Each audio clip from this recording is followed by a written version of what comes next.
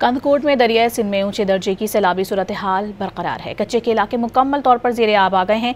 कच्चे के इलाके का शहर से राबता भी मुनक़ता हो गया है और माल मवेशी का चारा भी ख़त्म हो गया है।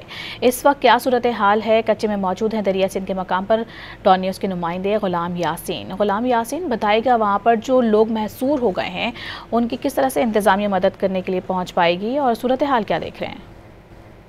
वक्त जो है कंदकोट के कच्चे और गुड्डू बैराज के मकाम पर ऊंचे दर्जे की सैलाबी सूरत बरकरार है। जिस तरह पंजाब में जो है सैलाब ने तबाही मचाई है, उस तरह जो है तेजी से कंदकोट और कश्मीर के कच्चे में भी दाखिल हो रहा है।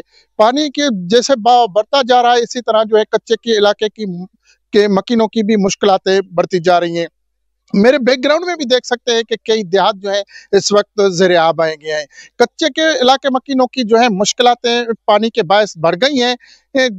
कई अफराद जो हैं इस वक्त भी जो है कच्चे के इलाके में महसूर हो गए। इंसान और जानवर दोनों यहाँ पर कच्चे के इलाके में महसूर हैं। हुकूमत की जानिब से इनके लिए किसी किस्म की इमदादी कार्रवाइयाँ नहीं की गई हैं। लोग जो है प्राइवेट कश्तियों में आते हैं, अपनी मदद आपके तहत जो है को पक्के की तरफ मुंतकिल हो रहे हैं। ना ही इनके लिए कोई मेडिकल कैंपें लगाई गई है और ना ही इनके लिए कोई इमदादी कैंपें लगाई गई है। 22 रोज से जो है कंदकोट और कश्मीर के कच्चे के इलाके मकीनों का शहर से ज़मीनी राब्ता कटा हुआ है। जी बहुत शुक्रिया आपका गुलाम यासीन।